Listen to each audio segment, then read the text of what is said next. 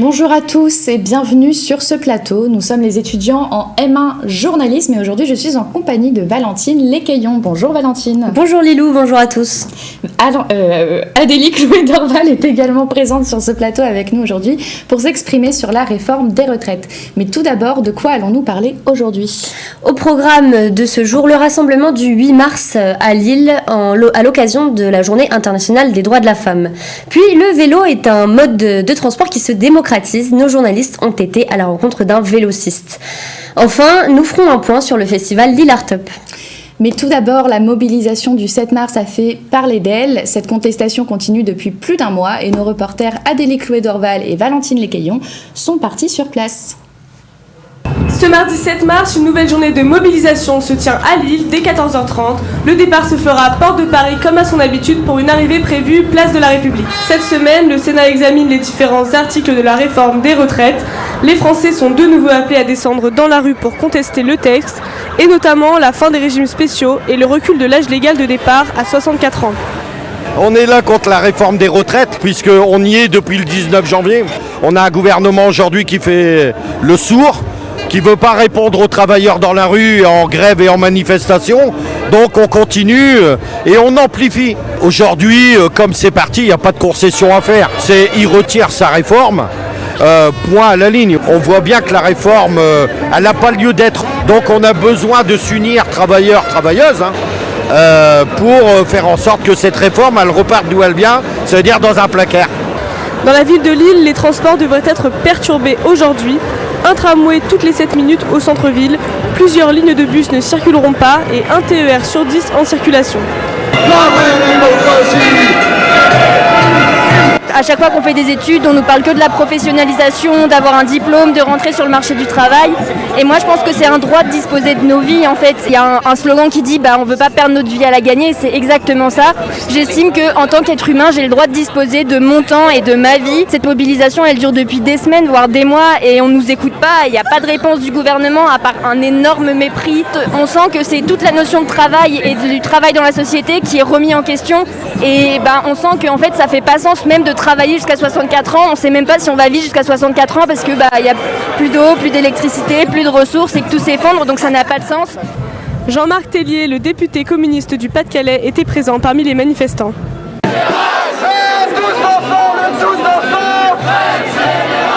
Cette réforme, elle s'attaque particulièrement aux droits des jeunes. Il y a un taux de chômage des jeunes qui est à 18% aujourd'hui, c'est 10 points au-dessus de la moyenne. Déjà, ce qu'on attend, c'est le retrait de cette réforme injuste et injustifiée. Et deuxièmement, ce qu'on attend, c'est un modèle de notre système de retraite qui soit juste, qui soit dans le partage. Nous, on demande la retraite à 60 ans, on demande que les années d'études soient comprises dans le calcul de la retraite. On ne peut pas inciter les jeunes à faire des études si on leur dit que s'ils commencent à travailler plus tard, ils travailleront plus longtemps. Cette réforme, c'est la précarité généralisée. On connaît déjà la précarité quand on est étudiant. Maintenant, on connaîtra la précarité quand on est à la retraite, donc on se mobilise contre la précarité à perpétuité. La manifestation s'est terminée pour aujourd'hui, mais les grèves se poursuivent au moins jusqu'à demain dans les transports. Comme vous pouvez le voir, le climat social est assez tendu en France. Donc Adélie, vous étiez sur place pour couvrir cette manifestation. Est-ce que vous pouvez nous dire combien il y avait de manifestants approximativement ? Alors approximativement, selon les estimations du gouvernement, ce serait entre 11 et 13 000 personnes et 100 000 manifestants selon la CGT. Donc beaucoup plus de personnes par rapport à la dernière manifestation le 16 février. D'accord. Et quel était le sentiment général sur place ? Alors on a pu un peu discuter avec ma collègue, avec les manifestants sur place, et c'est vrai que le sentiment général, c'est un vrai ras-le-bol de tout le monde. Les manifestants ont l'impression que le gouvernement ne les écoute pas.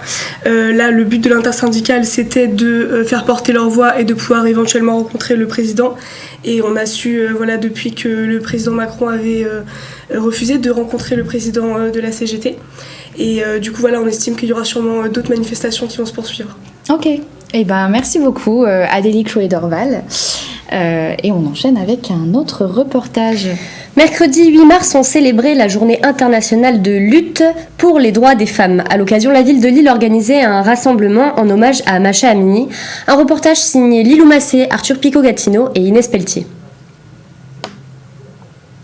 Le 8 mars, c'est la journée internationale de la lutte pour les droits des femmes. De toutes les femmes, de celles qui, partout dans le monde, sont discriminées, brutalisées, assassinées. En solidarité avec les femmes iraniennes, un rassemblement a été organisé devant la gare Lille-Flandre à midi. Il s'agit d'honorer la mémoire de Mahsa Amini, tuée par la police en septembre parce qu'elle portait mal son voile. La jeune martyre est depuis devenue le symbole d'une révolution qui touche tous les genres en Iran. Les Lillois sont invités à déposer des tulipes rouges devant la gare. Ces tulipes sont le symbole du printemps perse, fête du renouveau. C'est l'organisation culturelle kurde Pluie d'oiseaux qui a lancé l'initiative, relayée par la mairie de Lyon. Puisque depuis donc, le 16 septembre, Gina est décédée l'année dernière, il y a tout un mouvement qui a suivi en Iran et beaucoup plus largement, qui reprend le slogan que tout le monde connaît maintenant, Femme, Vie, Liberté, qui à l'origine est Gina Azadi, qui est kurde. Aujourd'hui, la contestation continue encore en Iran. Partie de la lutte pour le droit des femmes, elle secoue toute la société. Récemment, des écolières ont été empoisonnées. On craint que ce ne soit le fait de contre-révolutionnaires conservateurs. Le gouvernement iranien a initialement tenté de faire passer les nausées et malaises des jeunes filles pour une hystérie collective. Quelques suspects ont cependant été arrêtés 2 jours avant la manifestation. Si la source de l'empoisonnement n'est pas encore identifiée, on peut douter que les coupables sont des sympathiques du pouvoir en place. Une évidence, parce qu'en tout cas, il y a toujours une hostilité à l'égard de la jeunesse et surtout des filles.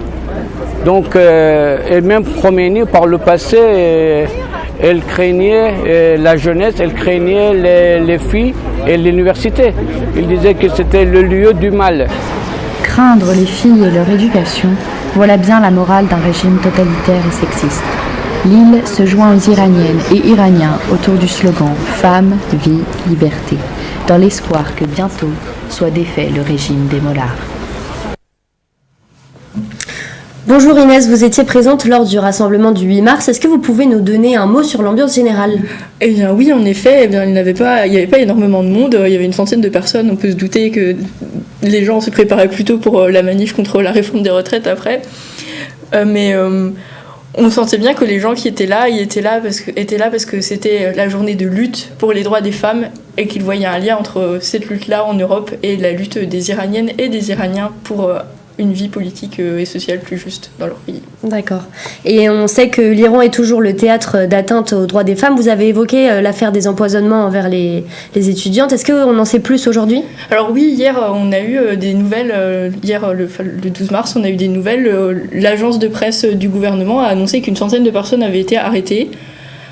Le gouvernement iranien reprend à son compte l'hypothèse du terrorisme et il soupçonne les Moudjahidines du peuple, qui sont un groupe qui était dans les années 70 aussi des révolutionnaires, mais qui ont toujours été en conflit avec le régime de Khomeini et maintenant de Khamenei, et ils essayent un peu de leur faire porter le chapeau, je pense. Donc c'est pas une information très fiable pour l'instant, mais des gens ont été arrêtés. D'accord, merci beaucoup Inès. Le vélo, un moyen de transport plus écolo et bon pour la santé. Nos reporters Juliette Paul et Bénédicte Piram sont partis à la rencontre d'un vélociste.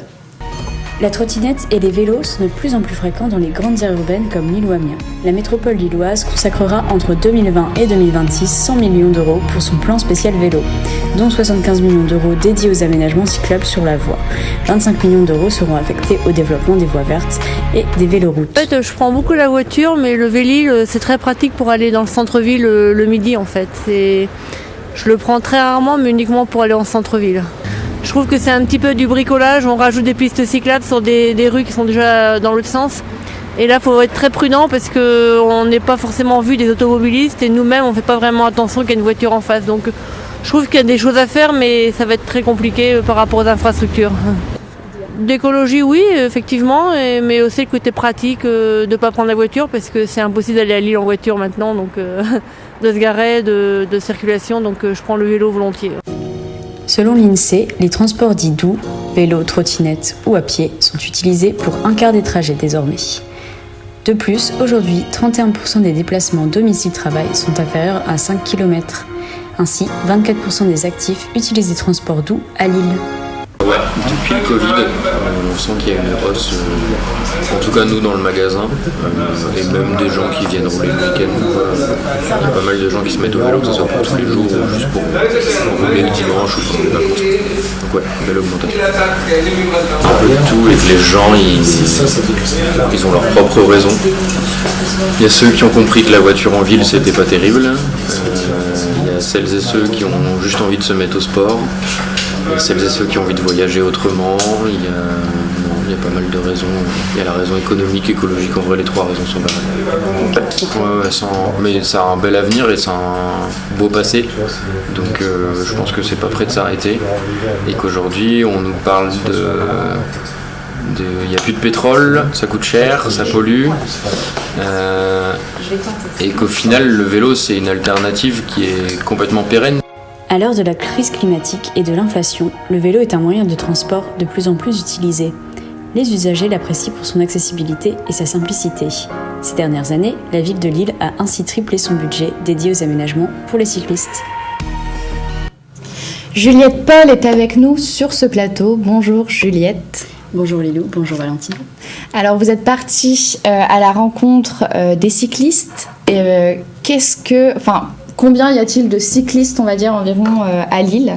Alors c'est difficile aujourd'hui de donner un nombre exact, mais déjà entre 2019 et 2020, pour donner une idée, on estime qu'on a eu une augmentation de 42% des cyclistes à Lille. Avec 2200 vélos en libre service, ça serait à peu près 220 passages rue nationale chaque jour. Donc c'est quand même assez colossal le nombre de cyclistes actuellement à Lille, même si les pourcentages et les chiffres ne sont pas encore vraiment très bien arrêtés. Ok. Et en fait, on l'a vu, le vélo reste un sport qui est assez dangereux à pratiquer dû au manque d'aménagement de certaines villes. Est-ce que vous avez connaissance d'un plan d'aménagement pour de meilleures pistes cyclables plus sécurisées dans la ville de Lille ?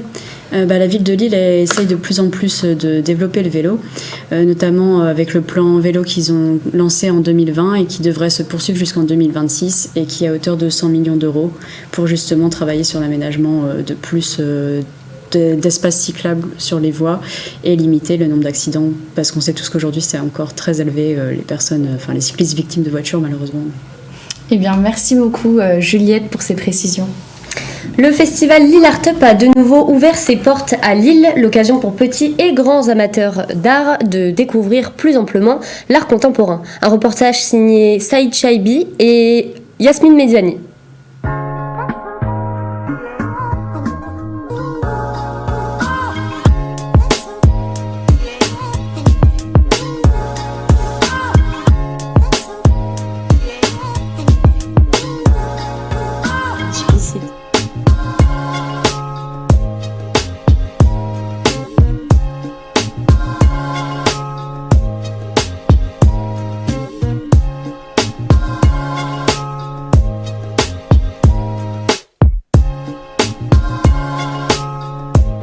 Bonjour à tous et à toutes, nous sommes actuellement à la 15e édition de Lille Art Up à Lille Grand Palais. À cette occasion, ce sont des centaines d'artistes contemporains qui sont venus exposer leurs œuvres.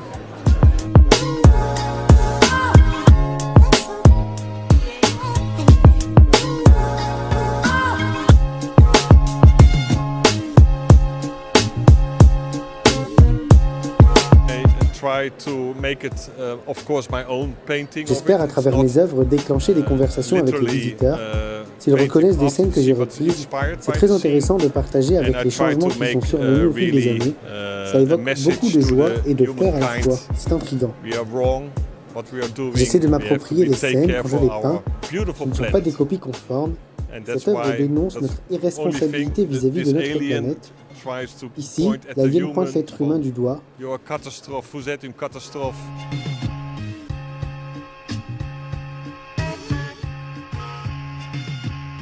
Donc c'est un magazine d'art contemporain qui présente des artistes au niveau national et international.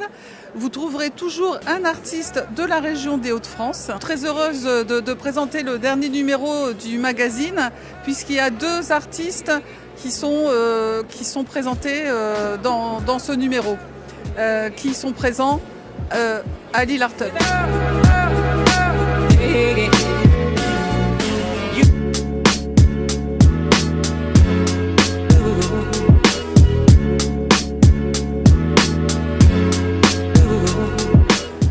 La foire d'art Lille Art Up avait lieu du 9 au 12 mars. C'est avec Kat qu'on attend la prochaine édition, l'année prochaine.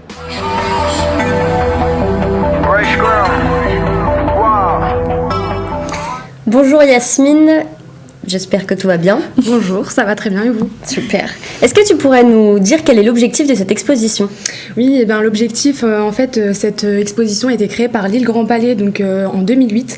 Et l'objectif, c'est vraiment de faire connaître en fait, des artistes et donc leur travail ici dans les Hauts-de-France. D'accord. Et toi, tu t'es rendue donc, à cette exposition. Qu'est-ce qu'on peut y faire?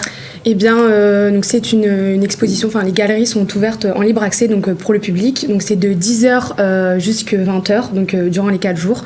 Et donc on peut y observer toutes sortes d'œuvres d'art. Il y a également des expositions qui sont interactives et aussi des conférences.